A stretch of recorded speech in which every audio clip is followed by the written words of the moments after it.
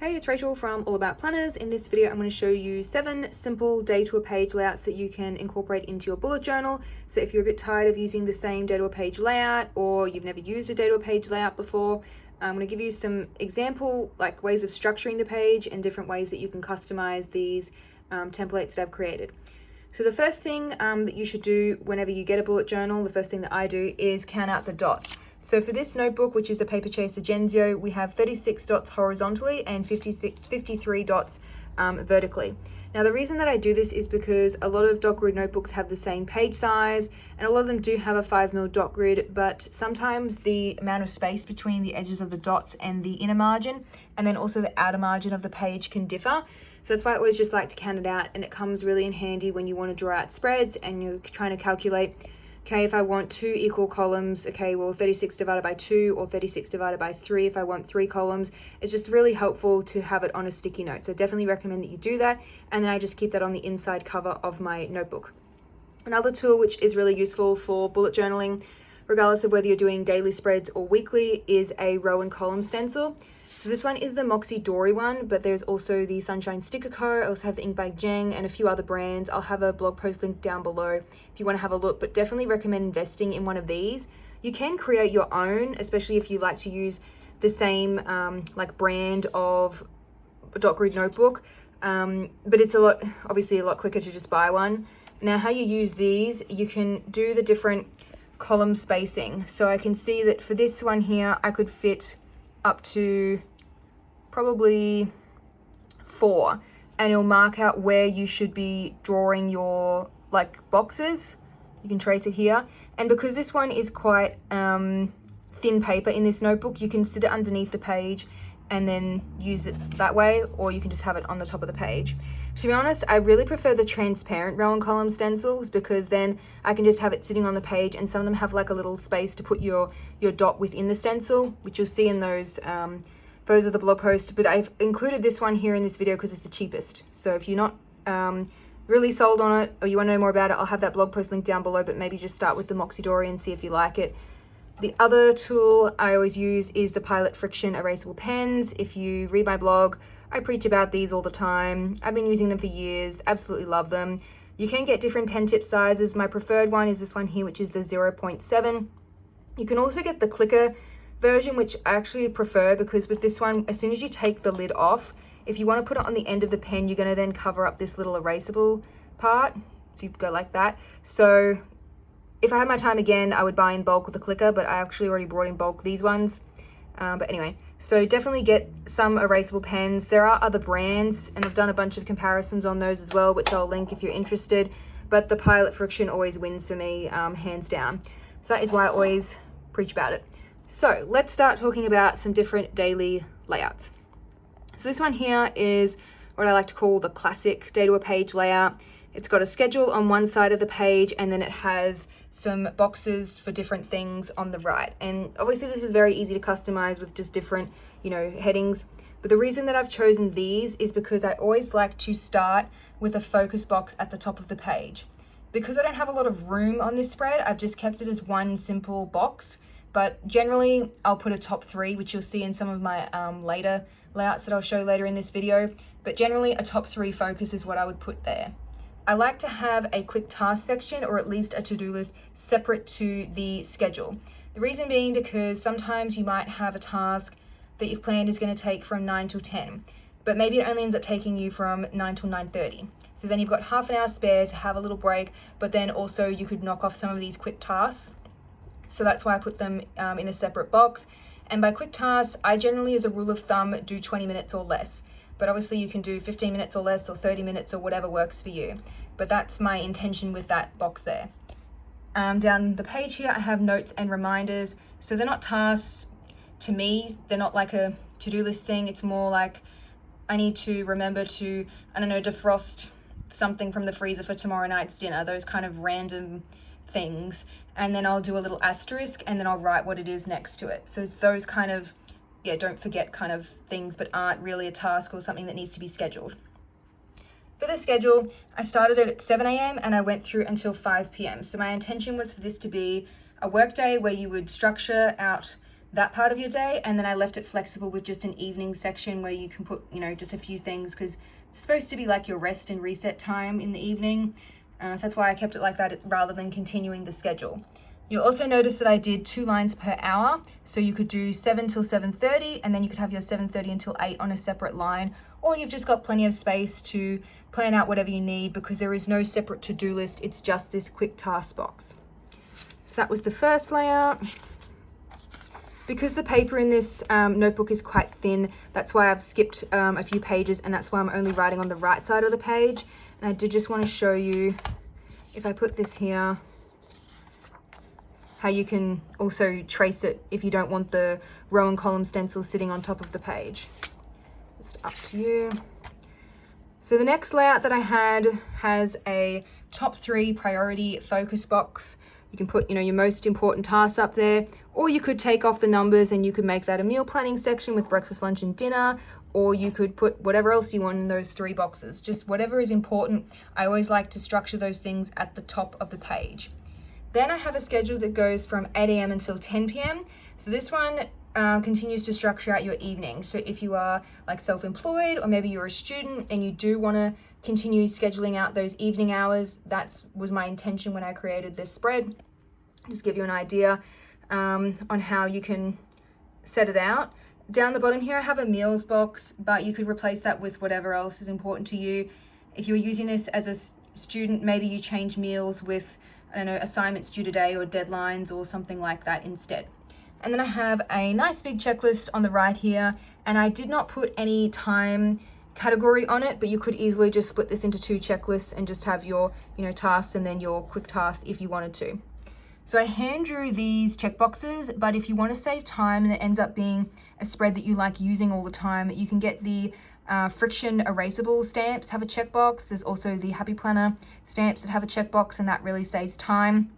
But for the purpose of this video, you'll notice that I didn't really decorate any of these spreads. I just kept them really simple, because for me, I like to just keep it simple. And then once I have a layout that I like, then I can start, customizing it with different colors or highlighters, or maybe I'll do a dashed line border rather than a solid border or whatever else, and start making it like pretty later on.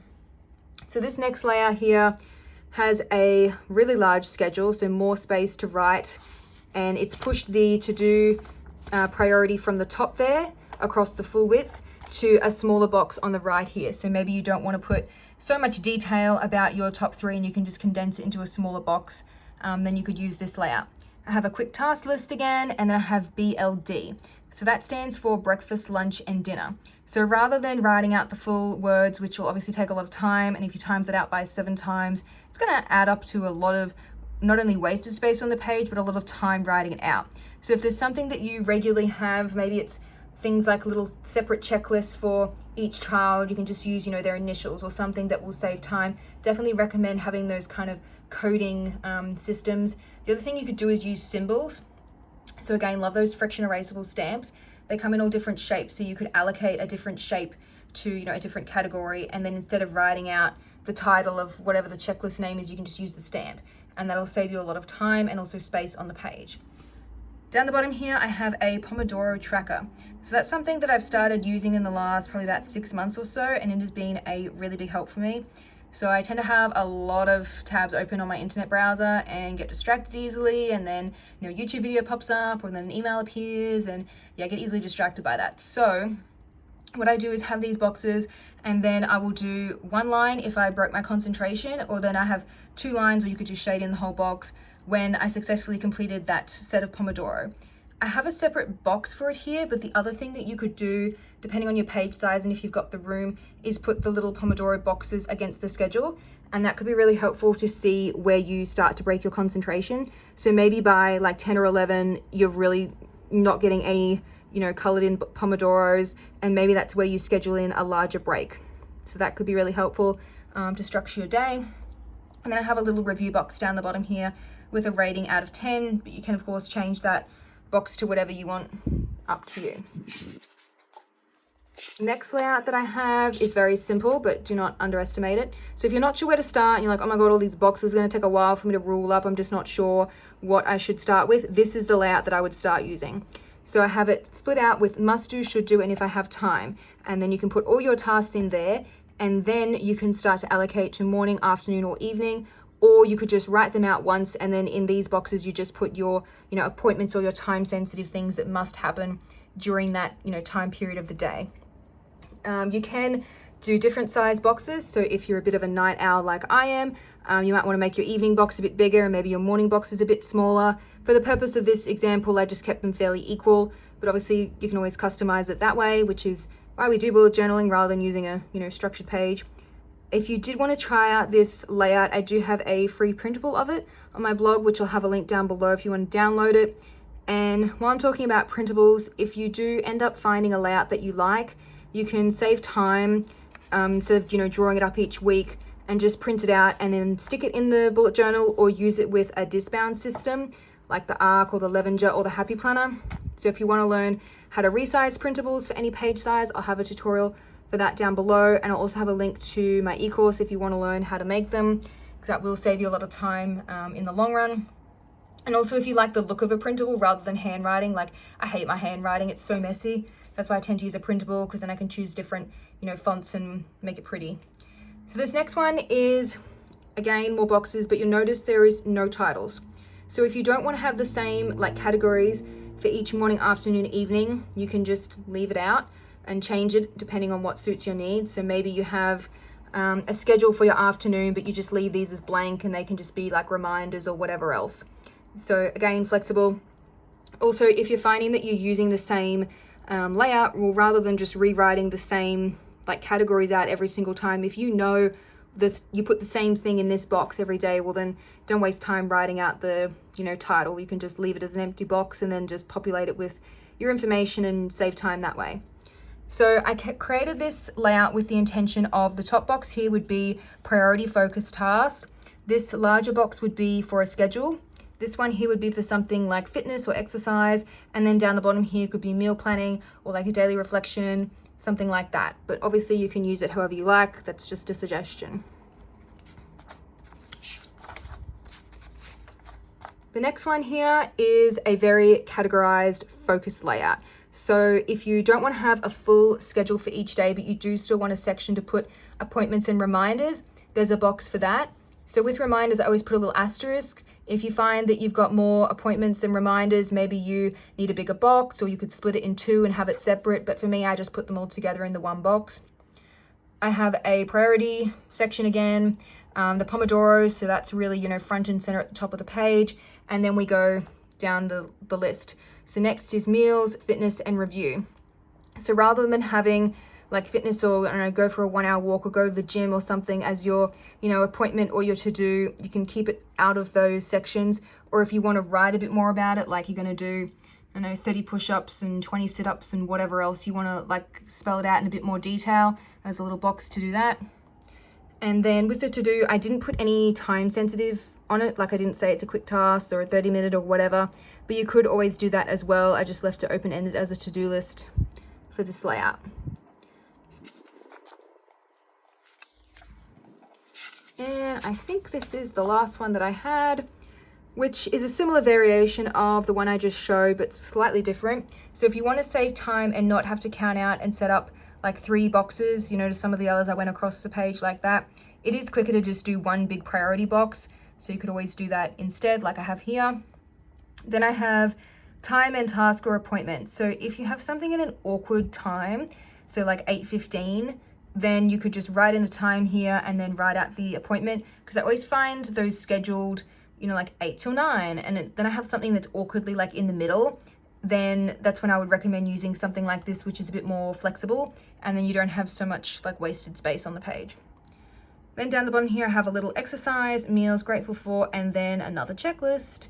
So you'll notice that I always include a checklist, and then I always include something that is a bit more time-based. And that's really the main reason that I would use a daily planner. Just if I do have something that is time sensitive, or I tend to just use them on a weekend because that's when I have more time to do things. Whereas on my work day, I have an Outlook calendar for that. So that's all managed separately. But for my personal stuff, I tend to do, the checklist maybe like in the morning, afternoon, I'm going to do this or this. So again, it just depends on like your personal preference and what you like to do. I was trying to give you some suggestions of how you might structure your day, which could obviously end up being quite different to how I structure mine. So that was it for the different layouts that I had. I hope that gave you some, suggestions. My layouts are always changing. I've tried pretty much all of these or some sort of variation of these layouts over the years, and the ones that I tend to come back to is like my staple daily spreads. So I hope you found it helpful. Don't forget to subscribe. I usually post a new planner review video or planning tips video every fortnight, and I will have all those links to my blog that I mentioned throughout this video down below.